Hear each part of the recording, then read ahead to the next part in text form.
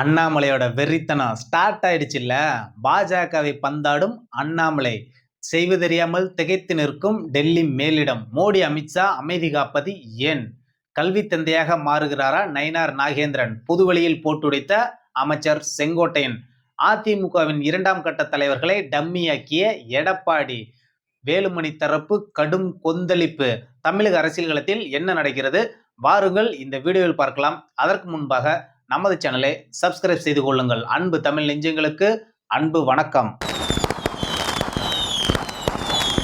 தமிழக அரசியல் களத்தில் பரபரப்பான பல அரசியல் சம்பவங்கள் தொடர்ந்து நடந்துகிட்டே இருக்குது. விஜயை வீழ்த்துறதுக்காக ஒன்று கூடக்கூடிய அதிமுக, திமுக, நாம் தமிழர் கட்சின்னு பல அரசியல் சம்பவங்கள் தொடர்ந்து நடந்துகிட்டே இருக்குது. சீமான் அவர்கள் அம்பாசமுத்திரம் தொகுதியில போட்டியிடுறங்கிறது உறுதிப்படுத்திட்டாரு. ஸ்டாலின் அவர்களும் சட்டசபைக்கு போகணுங்கன்னு அவங்களுடைய கட்சியினுடைய சீனியர்கள்லாம் வற்புறுத்தா சொல்றாங்க. ஆனா உதயநிதி அப்பாலாம் வரக்கூடாது, நான் தான் எதிர்கட்சி தலைவருங்கிறதுல உறுதியா இருக்கிறாராமா. எடப்பாடி என்ன செய்யறதுன்னே தெரியாத ஒரு முடிவுல இருக்கிறாரு. ஆனா அண்ணாமலை ஒரு பக்கம் தமிழக பாஜகவையும் விஜயும் போட்டு பொளந்து தள்ளிட்டு இருக்கிறாரு. இன்னைக்கு அரசியல் களத்துல அண்ணாமலையோட 2.0 ஆரம்பம் ஆயிடுச்சுன்னு தான் கடந்த 2 நாளா அவரோட பதிவுகள் எல்லாம் பார்த்தாவே நமக்கெல்லாம் தெரியுது. அண்ணாமலை அவர்கள் திமுக எதிர்ப்ப உயிர்ப்புடன் அவர் வச்சுக்கிட்டு இருக்கிறாரு. அவருடைய பிரதான எதிரியாவே திமுகவை தான் நினைக்கிறாருங்கிறது அவரது பதிவில் இருந்தே நம்மளால பார்க்க முடியுது, புரிஞ்சிக்க முடியுது. ஏன்னா அதெல்லாம் விட்டுட்டு இந்த பிஜேபிக்காரங்க அண்ணாமலையை திட்டிக்கிட்டே இருக்கிறாங்க. நீங்க அண்ணாமலையை திட்டுங்க, என்ன வேணா பண்ணுங்க. நீங்க அண்ணாமலை அவர்களை திட்ட திட்ட உங்களோட கட்சி தமிழகத்துல இடம் தெரியாம தான் போகும். அண்ணாமலையை திட்ட திட்ட உங்களுக்கு தான் கெட்ட பேர் வருமே தவிர அண்ணாமலைக்கு இல்லை. ஆனா அண்ணாமலை அவர்கள் உங்களை எல்லாம் விளையாட விட்டுட்டு அவர் வேடிக்கை பார்த்துட்டு இருக்கிறாரு. அவரு அமைதியா தமிழக அரசியல் களத்தை ஆய்வு பண்ணிட்டு இருக்கிறாருன்னு தான் நம்மளால புரிஞ்சிக்க முடியும். ஏன்னா இவங்க அண்ணாமலை அவர்கள் பாஜக விட்டு வெளியில போனதும் இவங்க எல்லாருமே ஆளுங்கட்சி எதிர்த்து அந்த அரசியல் பண்ணல, எதிர்கட்சிகளை எதிர்த்து அரசியல் பண்ணல. இவங்களோட பேச்சுக்கள் எல்லாமே அண்ணாமலையை திட்டுறதுலயே தான் இவங்களுடைய நோக்கமாவே இருக்குது.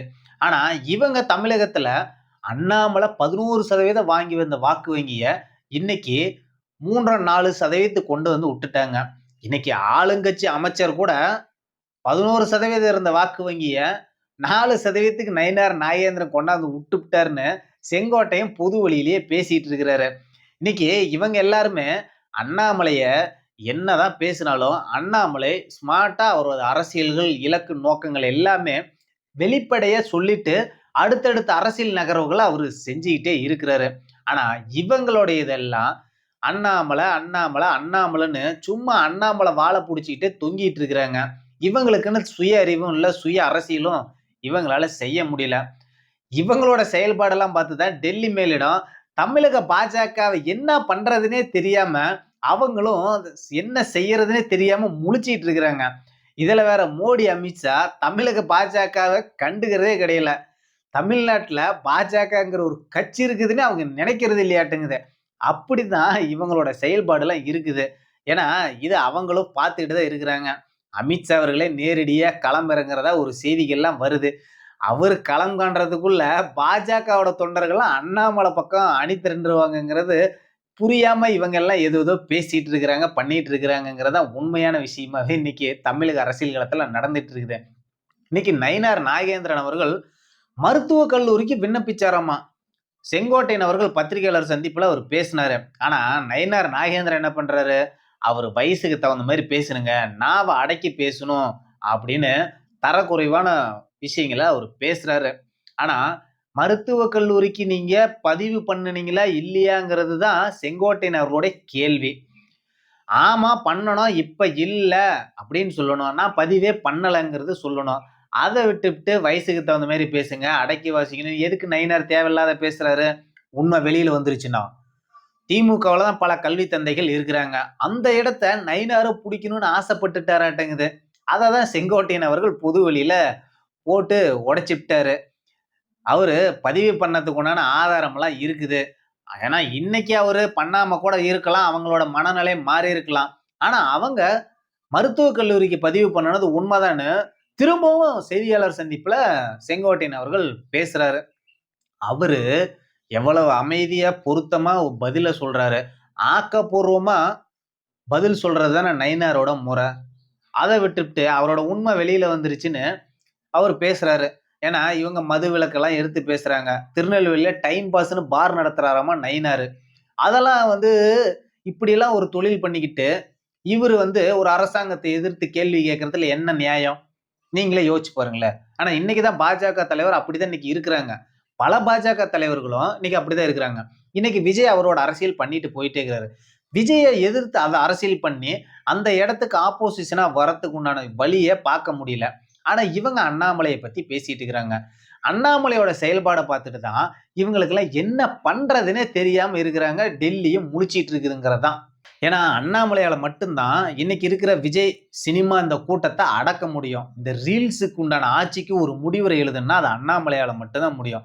தமிழகத்துல அண்ணாமலை உண்மையாலுமே மக்களால் போற்றப்படக்கூடிய ஒரு தலைவர், மாபெரும் ஒரு சக்திங்கிறது களத்துல அவரு பலமுறை நிரூபிச்சிட்டாரு. கடந்த காலத்துல அண்ணாமலையை எதிரையா பேசிக்கிட்டு இருந்த பத்திரிகையாளர்கள் கூட அண்ணாமலையை இன்னைக்கு புகழ் பாடுறாங்க. அண்ணாமலை இருந்த வரையிலும் தாங்க திமுகவுக்கு ஒரு நல்ல எதிர்க்கட்சியா இருந்தாரு. பல ஊழல்கள்லாம் அவரு தான் வெளியில கொண்டு வந்தாரு. ஆனா இன்னைக்கு எந்த ஒரு விஷயமே நடக்கல. அண்ணாமலைக்கு இங்க தமிழகத்துல ஒரு நல்ல ஒரு இடம் காத்துட்டு இருக்குன்னு பல பத்திரிகையாளர்கள் இன்னைக்கு வெளிப்படையாவே பேசிட்டு இருக்கிறாங்க. மணி ஆகட்டும், பிரகாஷ் சுவாமியா இருக்கட்டும், இன்னும் கோட்டீஸ்வரன், இந்த மாதிரி பல பத்திரிகையாளர்கள் அண்ணாமலைக்கு ஆதரவா பேசுறாங்க. அண்ணாமலையோட கொள்கையில தாங்க எனக்கு முரண். அவரோட செயல்பாடெல்லாம் எனக்கு ஒன்றும் மாற்று கருத்துல முடியாது. அவரு எதுவோ தப்போ சரியோ, அவரு பாஜகவை ஒரு அலைவா மக்கள் பார்வையில வச்சுக்கிட்டே இருந்தாரு. ஆனா இன்னைக்கு அந்த மாதிரி எல்லாம் ஒண்ணும் இல்ல. வேற எந்த எதிர்க்கட்சியுமே இன்னைக்கு அப்படி ஒரு செயல்பாடு செய்ய மாட்டேங்குதுன்னுலாம் இன்னைக்கு பலரும் பேசுறாங்க. ஆனா இந்த கல்வி தந்தை இருக்கிறாரா இல்லையாங்கிறது அவருக்கும் தெரியல, மக்களுக்கும் தெரியல. அவரும் தினசரி ஏதோ பத்திரிகையாளர் சந்திப்பெல்லாம் பேசுறாரு. அதாவது நான் சொல்றது புது கல்வி தந்தை. அவரை தான் நான் சொல்றேன். இன்னைக்கு அது எதுவுமே மக்கள் மனசுல மாட்டேங்குது. இன்னைக்கு தமிழகத்துல பாஜகங்கிற ஒரு கட்சி இருக்குதா இல்லையாங்கிறதே இன்னைக்கு தெரியாத ஒரு சூழல். ஏன்னா மத்திய நிதியமைச்சரு தமிழகம் 2 நாள் இருந்தாங்க. எந்த செய்தியாச்சும் வெளியில வந்துச்சா? பத்திரிகையாளர் சந்திப்புல கூட சந்திச்சாங்க, பேசினாங்க. விஜய்க்கு ஆதரவான கருத்துக்கள்லாம் கூட சொன்னாங்க. ஆனா இவங்க பேசுனது இன்னைக்கு அரசியல் களத்துல ஏதாச்சும் ஒண்ணு பிரதிபலிச்சுச்சா? ஒண்ணும் இல்ல. 10ஓட 11ஆ ஒரு செய்தியா தான் நிர்மலா சீதாராமன் அவர்களுடைய செய்தி சேனல் போட்டாங்களே தவிர, அது அரசியல் தளத்துல எந்த விதமான தாக்கத்தையும் ஏற்படுத்தல. அவர் 2 நாள் இங்க தங்கியிருந்தும் எந்த ஒரு மாற்றமும் இல்லங்கிறது தான். அவங்களுக்கு என்னன்னா மத்திய நிதியமைச்சரை மாத்துறதா ஒரு பேச்சுக்கள் அடிபடுது. ஒருவேளை அவர் அடுத்த பாஜக தலைவருக்கு களம் காண்றதுக்காக தயாராகிறாங்கிற ஒரு சந்தேகமும் இன்னைக்கு பாஜகவோட தலைவர்களுக்கு வந்துருச்சுங்கிறதான். அதுவும் இல்லாம எடப்பாடி அவர்கள் பதவியெல்லாம் நீக்கினாரு, மறுபடியும் திரும்ப போட்டாரு. ஆனா வேலுமணி தரப்பு ஆட்களுக்கு எல்லாமே டம்மியான பதவியை போட்டு விட்டாரு. வேலுமணி அவர்கள் அதிமுகல 2ஆம் கட்ட தலைவரா இருந்தாரு. அதிமுகவுடைய தலைமை நிலைய செயலாளரா இருந்தாரு. அதிமுக பொறுத்தவரை பொதுச் செயலாளர், அவைத்தலைவர், தலைமை நிலைய செயலாளர் இவங்களுக்கு தான் அதிகாரம். ஆனா அந்த இதை விட்டுவிட்டு இன்னைக்கு துணை பொதுச் செயலாளரா வேலுமணியை கொடுத்துட்டாங்க. மாவட்ட செயலாளரையும் எடுத்துட்டாரு. மாவட்டத்தையும் பல மாவட்டங்களை பிரிச்சுட்டாரு. அப்படி இருக்கிறத பார்த்துட்டு தான் இன்னைக்கு வேலுமணி தரப்பு நேத்தியிலிருந்து கடும் கோபத்துல எடப்பாடி மேல இருக்கிறாராமா. இவரு என்ன பண்றது, எப்படி பண்ணனா வழிக்கு கொண்டு வர முடியும்? ஒருவேளை நம்ம மாற்று கட்சிக்கு போயிரலாமாங்கிற ஒரு சிந்தனை இன்னைக்கு அதிமுக தலைவர்கள் மத்தியில வந்திருக்கிறதா ஒரு செய்திகள் அடிபடுது. இதெல்லாம் எப்படி எடப்பாடி சமாளிக்க போறாரு, சமாளிச்சு எப்படி கட்சியை மீட்க போறாருங்கிற ஒரு சந்தேகமே ஒரு மிகப்பெரிய கேள்வியே நிக்கிறது. ஏன்னா வீக்கெண்ட் ஆனா அதிமுகவோட தொண்டர்கள்லாம் அலையா இன்னைக்கு பனையூர் விஜய் அலுவலகத்துல போய் கட்சியில சேர்ந்துட்டு இருக்கிறாங்க. அதெல்லாம் கவனிக்காம எடப்பாடி ஏதோ குட்டிக்கரணம் போடுறாரு. அவர் போடுற குட்டிக்கரணம் எந்த இதுக்கும் பிரயோஜனம் இல்லைங்கிறது இன்னைக்கு களத்துல நடந்துட்டு இருக்கிற ஒரு விஷயமா இருக்குது. இன்னைக்கு விஜயோடைய ஆட்சியே கேள்வி கேட்கக்கூடிய ஒரு தெம்பு திராணி இருக்குதுன்னா அது அண்ணாமலைக்கு தாங்கிறது களத்துல நிரூபணம் ஆயிடுச்சு. இன்னைக்கு பாஜக தமிழகத்துல இருக்கா இல்லையாங்கிறதே ஒரு சந்தேகமே போயிருச்சு. அண்ணாமலை ஒருத்தர் தான் இருக்காரு. அண்ணாமலையும் பாஜகவை நேரடியா எதிர்த்து பேசலைன்னாலும் அவங்களோட ஆதரவாளர்கள், அதாவது முன்னாள் பாஜகவோட தொண்டர்களே இன்னைக்கு பாஜகவை எதிர்த்து பேசிட்டு இருக்கிறாங்க. தலைவர்களையும் பொளந்து எடுத்துட்டு இருக்கிறாங்க. இன்னைக்கு சமூக வலைதளத்துல பல பிரச்சனைகள் இன்னைக்கு நடந்துகிட்டே இருக்குது அண்ணாமலைக்கும், பாஜகவோட தலைவர்களுக்கும்.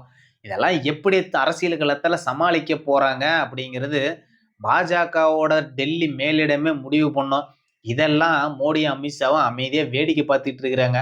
என்ன நடக்குது தமிழக அரசியல் களத்தில் பொறுத்திருந்து பார்ப்போம். நன்றி, வணக்கம்.